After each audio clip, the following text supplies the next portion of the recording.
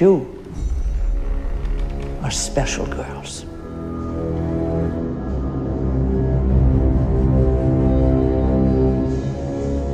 You shall obey his word and the word of his servants here on earth, or you shall feel the pain of his judgment.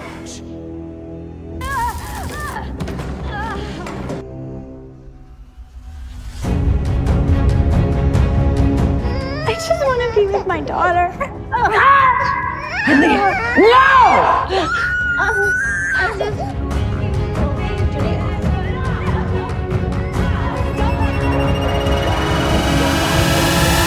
Before the Republic, before the red centres, before the commanders and the eyes and the cages that called themselves homes, there was only a woman. Her name was Lydia, not Aunt Lydia, not the one who demanded silence with a glance, nor the one who taught discipline with pain. Not yet. She was simply Lydia, a woman you might pass in the hallway of an ordinary school, a woman who might offer you a warm smile, a cup of tea, a reminder that your birthday hadn't been forgotten. She had no enemies, only colleagues. No ambitions, only duty. She believed in decency, in fairness, in grace. But the world doesn't spare the gentle, and the world she knew cracked.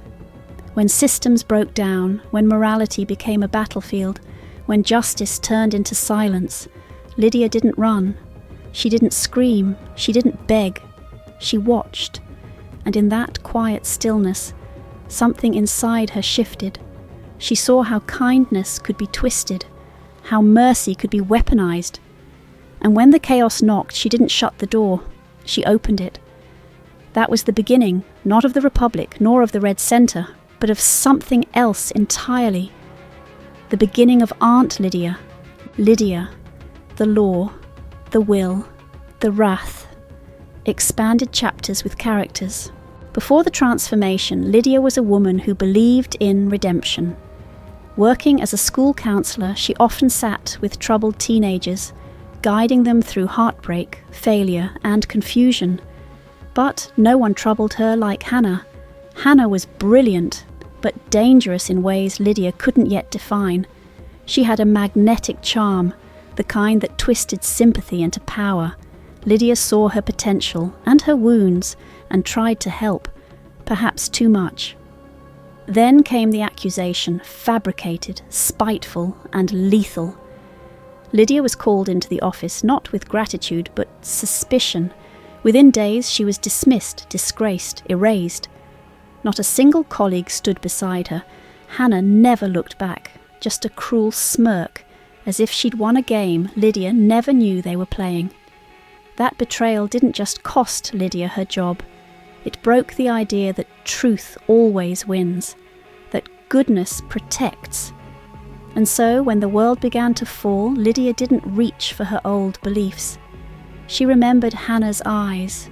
Cold, victorious, that was when her kindness hardened. She learned that mercy unchecked becomes weakness, and she swore never again would she be the one destroyed. That moment was her turning point. The day Lydia stopped being soft and became steel.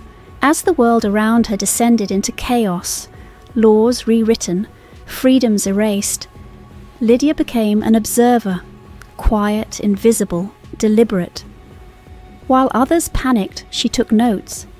She watched families torn apart, including her neighbours, Nora and Peter, who were dragged from their home for owning contraband books. Lydia didn't interfere. But she did remember how their daughter, Elise, screamed until her voice gave out.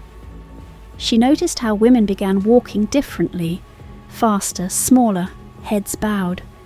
She observed how whispers replaced conversation and how silence became safety. Her old friends, like Denise from the school board, begged her to join protests. But Lydia had already lost everything once. She wasn't interested in martyrdom. She chose stillness. She chose to listen. And it was in this quiet that she was found. A man in uniform, young, devout, and sharp-eyed, approached her at the market. "You're the kind of woman we need," he said.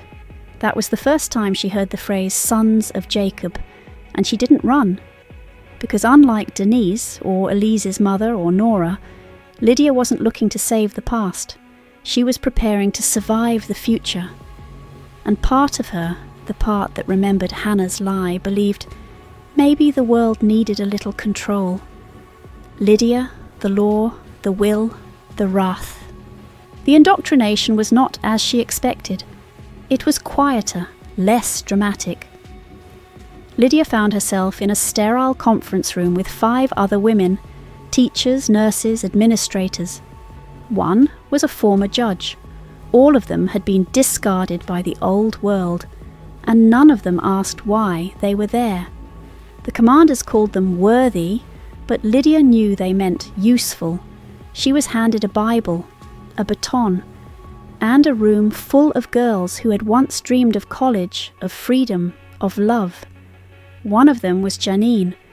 Janine cried every night. She begged for her baby. She begged for forgiveness. Lydia comforted her at first, but the others, like Aunt Helena and Aunt Vidala, mocked Lydia's gentleness. They need structure, they said, not sentiment. So Lydia hardened. When Janine disobeyed, Lydia raised the baton, and with every strike she whispered scripture, not because she believed it, but because the girls had to. She watched June too, the fire in her eyes, the way the others leaned toward her when she spoke. June was trouble. Lydia saw it early, but Gilead needed order, and Lydia knew how to deliver it, not through love, through fear, dressed as devotion.